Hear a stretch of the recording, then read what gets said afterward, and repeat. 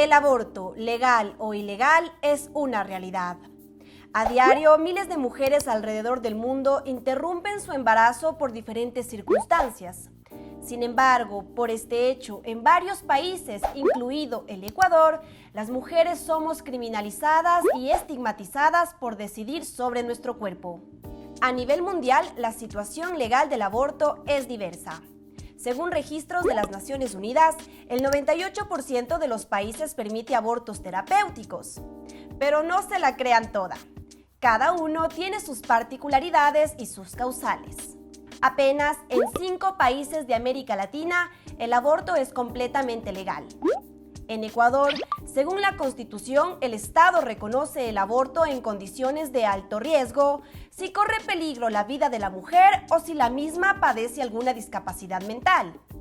Sin embargo, bajo otras causales como violación, estupro, incesto o simplemente la capacidad de una mujer de decidir sobre su cuerpo, está totalmente prohibido. En el presente reportaje, generamos una serie de insumos para promover un debate informado y libre de estigmas sobre el aborto y el derecho a decidir. De seguro te has preguntado qué mismo es un aborto. Según la Organización Mundial de la Salud, el aborto se define como la interrupción del embarazo cuando el feto todavía no es viable fuera del vientre materno. Sin embargo, el discurso generalizado y que reproduce estigmas sobre este tema es que al interrumpir un embarazo estamos asesinando a un ser vivo, lo cual convierte a la mujer que decide abortar en una criminal. A continuación, profundizamos qué es el aborto y a qué se hace referencia cuando hablamos de tener derecho a decidir. Bueno, un aborto es la terminación de un embarazo antes de que haya completado su periodo normal. Entonces, más o menos se habla que podría ser antes de las 20 semanas. Las razones por qué se puede terminar un embarazo pueden ser varias. Digamos que dentro de la formación del propio embrión puede haber alteraciones que determinen que se interrumpa naturalmente. Hay maneras de interrumpir un embarazo de manera artificial, entonces ahí tienes varias cuestiones de medicamentos, tienes una práctica quirúrgica que se llama legrado o aspiración también. El tema es que diferenciar lo que sería un aborto de manera natural y un aborto producido o inducido. Cuando hablamos del derecho a decidir, estamos hablando de nuestros derechos humanos, como mujeres, como niñas, adolescentes, pero también como cuerpos gestantes. Y el derecho a decidir significa el derecho a tener una planificación de vida, crear mi propio futuro, pero también significa decir, este es mi cuerpo, esta es mi decisión. Debería poder decidir qué hago con mi cuerpo. Y eso es lo que está en disputa aquí. La prohibición y limitaciones para acceder a un aborto seguro se han legitimado por una serie de mitos y estigmas respecto al derecho a decidir. Uno de los argumentos reproducidos sistemáticamente es que el aborto puede dejar estéril a una mujer o provocar daños irreparables. Sin embargo, las implicaciones de la interrupción del embarazo van a depender evidentemente del contexto. No es lo mismo abortar de manera segura en un hospital o con el acompañamiento pertinente que hacerlo en condiciones de clandestinidad. Bueno, el aborto seguro tiene que ser hecho con todas las condiciones de salud. Tienes que ser atendido por una persona que trabaje en salud, que sea médico, que sea una obstetriz, que pueda trabajar con las condiciones que se merecen, ¿no es cierto? Esterilidad, equipos esterilizados, ambiente adecuado, ambientes higiénicos, ¿no? En cambio, un aborto que no cumpla estas condiciones va a implicar un mayor riesgo de infección para la madre e incluso de muerte para la embarazada. Entonces, esa es una cuestión que hay que diferenciarla.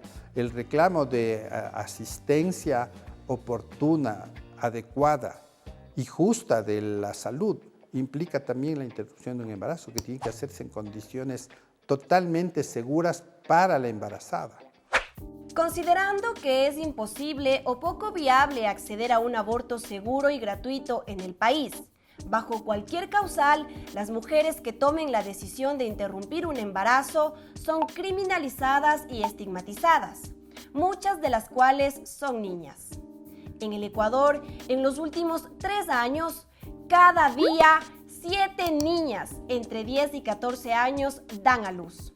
Es decir, se registran más de 26.000 casos de embarazos adolescentes por año. Sí, 26.000 casos. Evidentemente, una niña no ha decidido ser madre. En este contexto, las niñas y mujeres son discriminadas por un montononón de razones. Por ser pobre, por su idioma, por ser migrante, por su color de piel. Todo esto impide decidir sobre nuestro proyecto de vida. Sí, Rumi, sobre nuestro proyecto de vida. ¿Y tú te has preguntado cuáles son los principales argumentos para criminalizar y estigmatizar el aborto en el Ecuador? Por un lado, diría, los argumentos son falsos, eso tenemos que partir. Aquí hay una lucha de desinformación. Y esta lucha de desinformación nos dice, por ejemplo, que los fetos y los embriones son bebés, y eso es mentira, hay que distinguir. Los primeros 3 meses, por ejemplo, no hay ni siquiera una sensación de tacto. Entonces, estas ideas de que sufren o gritan o cosas así es toda una falacia que utiliza el morbo también, que quiere apelar a que somos asesinas, por ejemplo, o que estamos haciendo daño. Y en realidad la persona es persona desde que nace. Pero por otro lado, lo que nos están diciendo, esta falacia que nos están diciendo, va a esta idea patriarcal que se remonta hace muchos siglos, en el que el rol de la mujer fundamental es ser madre, es decir, parir, reproducir a la raza humana. Uno de los temas que mayor controversia causa entre quienes están a favor y quienes están en contra del aborto es el número de semanas hasta las que se puede interrumpir un embarazo. Los argumentos de los grupos denominados pro vida señalan que hay vida desde el momento de la concepción, razón por la cual hay que respetarla. Mi nombre es Mario Monteverde, soy doctor en Medicina y Cirugía y profesor de Bioética de la Universidad Católica de Guayaquil. Cuando la célula sexual femenina llamada óvulo se une a la célula sexual masculina llamada espermatozoide, los 23 cromosomas maternos se han fusionado a los 23 cromosomas paternos y estamos ante un ser humano. ¿Podemos nosotros, somos capaces acaso de decidir cuándo se puede matar a una vida humana? ¿Vamos a reducirla a un valor menor que al del huevo de la tortuga Galápagos, que al de la vida del piquero de patas azules, inferior a una miserable vertiente de agua? Bajo este criterio, no hay temporalidad válida para practicar un aborto. Desde la otra orilla, quienes defienden el derecho de las mujeres a decidir nos comparten sus argumentos. Ahí hay una discusión, yo apunto a que el embrión no es un individuo, es simplemente en realidad un cúmulo ordenado de células que están en desarrollo. Y al estar en desarrollo le falta un montón de funciones por las cuales llegar a ser un individuo o definirle como individuo. Ahí me gusta a mí comparar con el tema de la muerte, ¿no? O sea, ¿qué es una muerte? Es cuando no hay actividad cerebral. ¿Cuándo empieza la actividad cerebral en un embrión? Se calcula que a partir de la semana 12 recién tienes una actividad conformada del sistema nervioso. Tú en el desarrollo embrional tienes una clara distinción cuando tiene órganos, cuando no los tiene, cuando en realidad puede sentir físicamente reacciones y cuando no. Esto es muchas semanas, por ejemplo. El abordaje sobre la interrupción del embarazo por parte de la opinión pública, los políticos y los medios de comunicación siempre ha causado controversia. Discusiones que no toman en cuenta ni la opinión de las mujeres ni nuestro derecho a concebir la maternidad como deseada y no como una condena u obligación. Los medios de comunicación entonces reproducen el estigma y la criminalización. Hay una penalización y estigmatización social frente al aborto, y no solo al aborto, sino a los derechos sexuales y reproductivos en general. ¿Qué pasa después en la vida cotidiana? Los medios de comunicación reproducen estos paradigmas, esta desinformación, estos estigmas. Los reproducen desde concepciones machistas, violentas, racistas, cómo se expresan sobre los cuerpos de las mujeres en la televisión, cómo somos cosificadas, cómo somos sexualizadas, cómo somos hipersexualizadas. Entonces los medios de comunicación no están aportando a un debate serio en estos temas y no están educando sobre estos temas. La lucha por el aborto o el derecho a decidir sobre nuestro cuerpo, solo por comentarles, no es coyuntural, una moda o un capricho.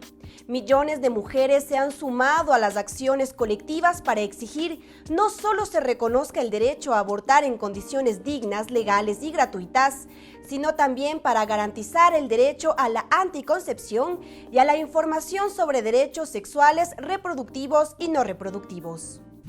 Esta marea verde de la que estamos hablando ya hace algunos años es algo que ha venido a revolucionar la forma que estamos entendiendo la potencia feminista, porque hay una potencia feminista internacionalista.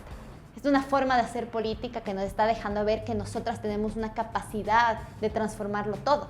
La marea verde lo que ha hecho es problematizar todo desde otra perspectiva. Y es una perspectiva interseccional, donde tenemos que hablar de clase, tenemos que hablar de género, tenemos que hablar de etnicidad y racialidad, tenemos que hablar de política pública, de economía política, de economía de cuidados. Bueno, el derecho a decidir es una cuestión que tenemos que estar conscientes y lucharlo, porque hay un prejuicio social machista en realidad sobre el tema, por eso se ha manejado desde el punto de vista, las leyes como que han sido más hechas por hombres, ¿no? Y no se ha entendido el papel que juega aquí la opinión y la decisión de las mujeres. El derecho a decidir sobre cuándo y cuántos hijos tener, e incluso la posibilidad de interrumpir un embarazo, es un derecho que se ha adquirido en la lucha histórica de las mujeres a favor de sus derechos reproductivos. Mientras en la Asamblea se discute si el aborto es legal o no, a diario el aborto clandestino e inseguro continúa siendo una de las principales causas de muerte a nivel nacional y mundial. Realidad que se podría transformar con educación sexual para decidir, anticonceptivos para no abortar y aborto libre, seguro y gratuito para no morir.